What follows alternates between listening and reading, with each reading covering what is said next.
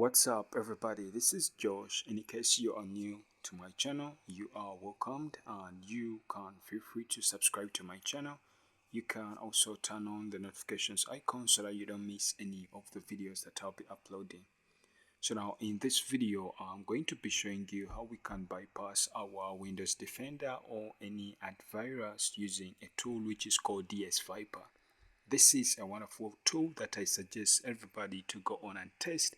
Perhaps you can say its highs and lows or pros and cons. Its installation is very simple. We shall just clone this to our machine, then we start doing our magic. But before we do anything, this video is strictly for educational purposes only, and all the testing shown in this video is performed in a controlled environment, which is the VirtualBox on my local machine. You shouldn't be attempted to try this on live machines without proper authorization. Putting that aside, just come here. You are going to copy this and open up your terminal and just say git clone, paste there your link. So you're going to just say git clone and paste your link. So now if you press enter, this tool is going to be downloaded onto your location, but I already have this tool installed on my machine. I'm going to just go on and close this. All I have to do is to switch to the location where I downloaded my tool. Now let's say your download is done and you can go on, enter that location and do ls. You see you have a couple of files. The installation is very simple because the developer created a good documentation for this program.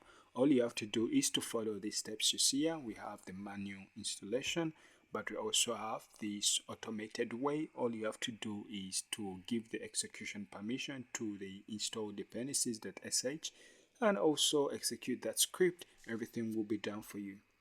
The usage is also indicated in the documentation. So now if we come back here to our terminal, what I'm going to do is to open up other terminals so that I can go on and create up my payload and also the listener. Now since our Msfconsole takes time to power up, I'm going to just go on and say Msfconsole with a -Q for required mode and press enter. Now in my other terminal, I'm going to go on and create up a payload that we are going to be using. So here we shall be using our MSF Venom, and here just provide a -row for the file format and a -o for payload.bin. So if I press enter, our payload.bin is going to be created in this location for our DsViper, and in this terminal we have our Msfconsole which is ready to run. So let me just go on and rename this terminal so that it becomes easier for me to understand. So I'm going to just press Ctrl Alt S, then here I'm going to just say Msfconsole. If I press enter, this one has been renamed and here our payload is being created. So now this is going to take some time and we see here our payload is done. Now I'm going to come back to this location where my DsViper is. I already did the installation and all we have to do is to just say python dsviper.py. So if I press enter, we are going to have a couple of cool stuffs that we can go on and try, but of course I'm not going to try everything. I'll be leaving you so that you can also go on and try this tool. So here we can just provide Y for yes and press enter. You see that we have a couple of choices that we can go on and try with this tool. So I'm going to go on and try 1, 2, or perhaps even 7, which is process injection. But even though we use this, we can try to migrate our payload to another application. So I'm going to just go on and choose 1, press enter. Now here they ask us to provide a payload. Now since my payload, which is the payload.bin, is in the same location for my DSViper, I'm going to just say payload.bin. But in case your payload is in a different location, remember you can provide a full path to your payload. So if I press enter, you can just give it a few seconds. A new payload is going to be created and this one is going to be in an exe format.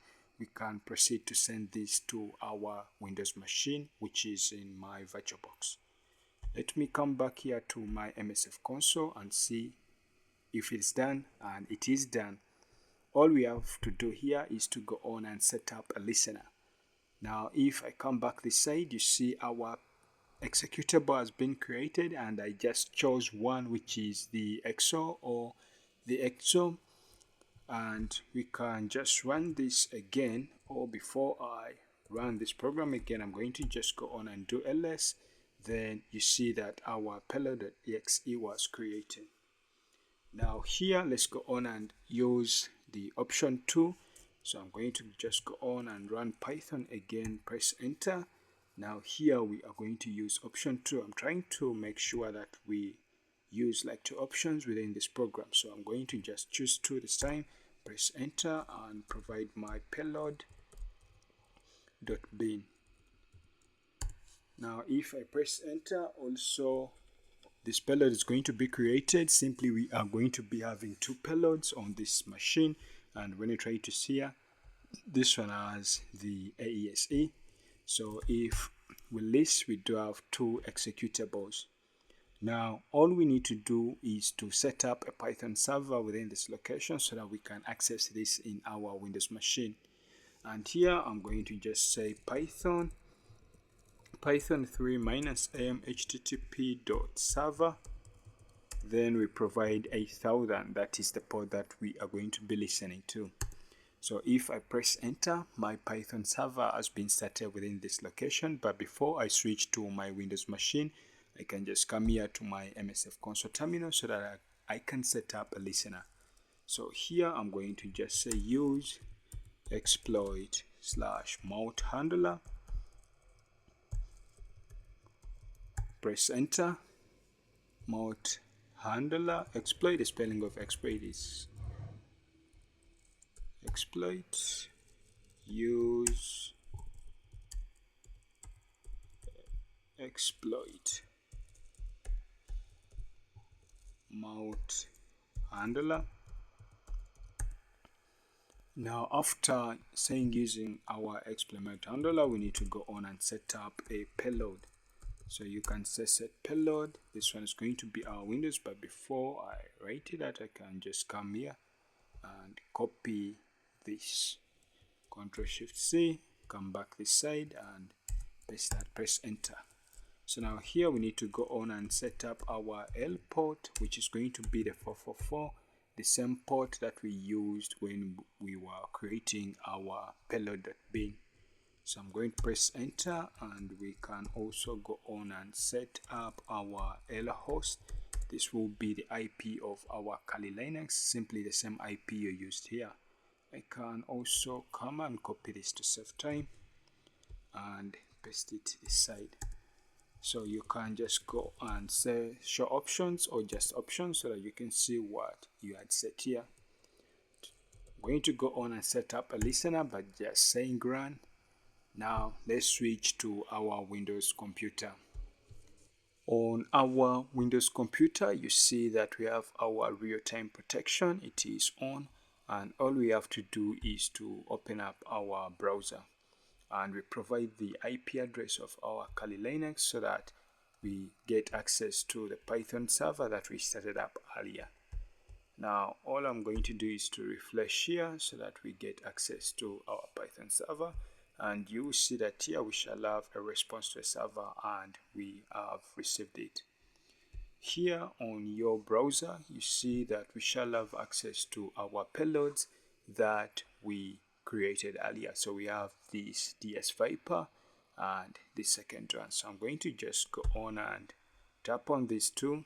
I know that they are going to be stopped by the mark of the web, but later we have to just click on keep and keep anyway to have these programs on our computer.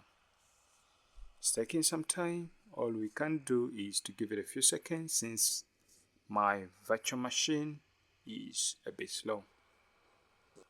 Now when you try to see our payloads have been downloaded on our computer, and let's move to the location where our files are. Since we have a listener which is ready, we can just execute one. We shall get back our interpreter in our Kali Linux.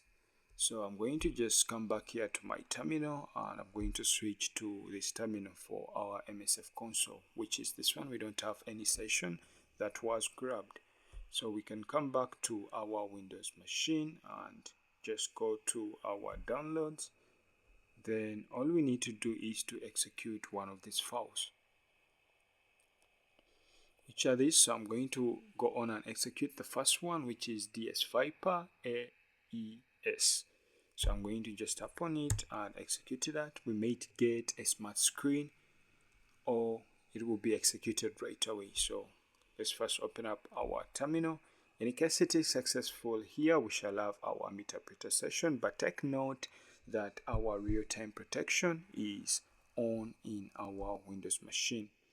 So you see here, our real-time protection is on.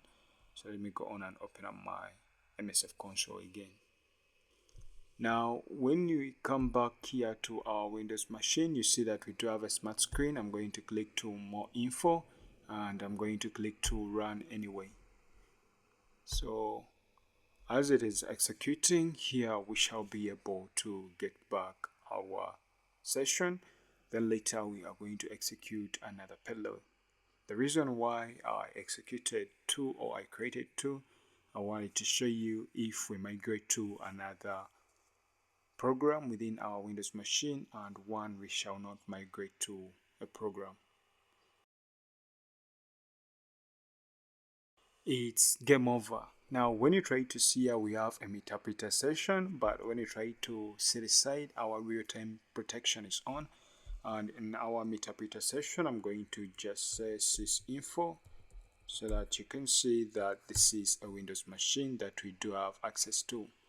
So here we managed to execute our payload on a Windows machine where we bypass the Windows Defender. But I noticed that Windows gives us this pop-up since we used our interpreter to go on and get back our reverse shell.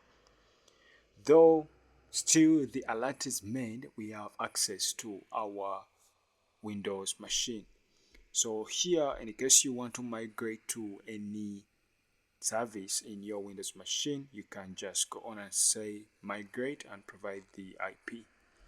When you try to see here, our interpreter session was cancelled, but I'm going to go on and execute that again in my Windows machine. Then later we are going to migrate so that you can stay away from that closing. So I've executed that again. Come back here, and here I'm going to just press enter and let's just do run.